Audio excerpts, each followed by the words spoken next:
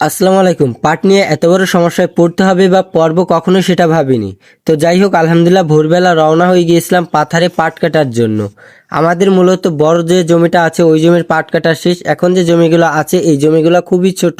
গত কয়েকদিন ধরে আমি অসুস্থ থাকার কারণে জমিতে যে কাজগুলি আছে ওই কাজগুলি আমরা করতে পারতেছি না।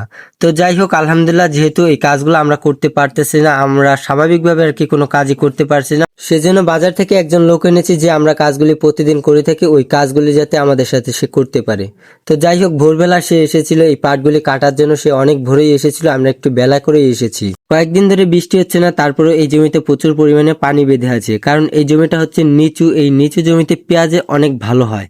তো যাই হোক, আলহামদুলিল্লাহ যেহেতু পানি বেঁধে আছে সেজন্য ভাবলাম যে এই পাটের গোড়াগুলি পচে যেতে পারে, সেজন্য আগে এই জমিটা থেকেই পাট কাটা শুরু করি ইনশাল্লাহ। স্বাভাবিকভাবে প্রতি বছরের তুলনায় এবছরে এই জমিতে পাট অনেক খারাপ হয়েছে। প্রতি বছর এই জমির পাট অনেক মোটা এবং লম্বা হয়, এবং এই বছর এই জমির পাট ছোট এবং চিকনও হয়েছে।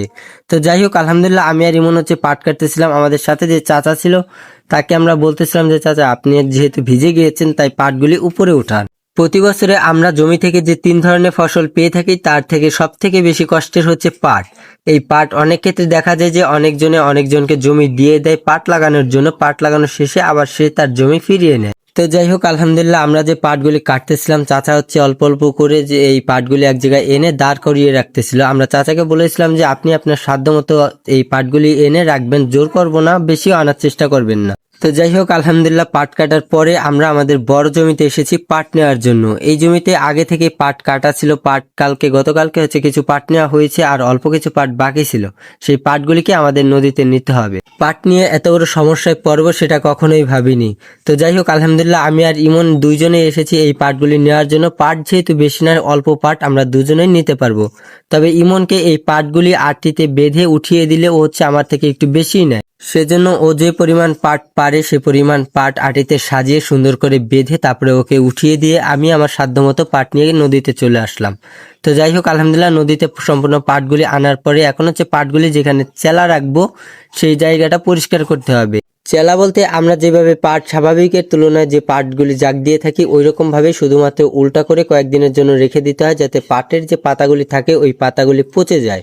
পচে যাওয়ার পর আবারও আমরা পুনরায় জাগ দিয়ে থাকি। তো যাই হোক, আলহামদুলিল্লাহ গতকালকে হচ্ছে আমাদের কিছু পাট পানিতে রাখা ছিল, ওই পাটের পাতাগুলি পচে গিয়েছে, সেজন্য এই পাটগুলিকে আমাদের জাগ দিতে হবে।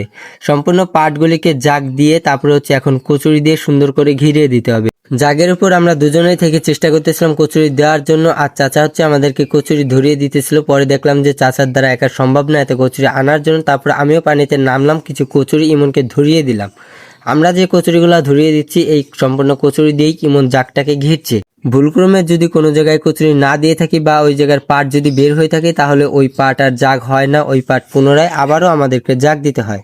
তো যাই হোক, আলহামদুলিল্লাহ জাগ দেওয়ার পরে উপরে যে পাটগুলি রাখা ছিল ওই পাটগুলিকে আমাদের পানিতে ভিজিয়ে রাখতে হবে। আমাদের জন্য সবাই দোয়া করবেন। আসসালামু আলাইকুম রহমতুল্লাহ।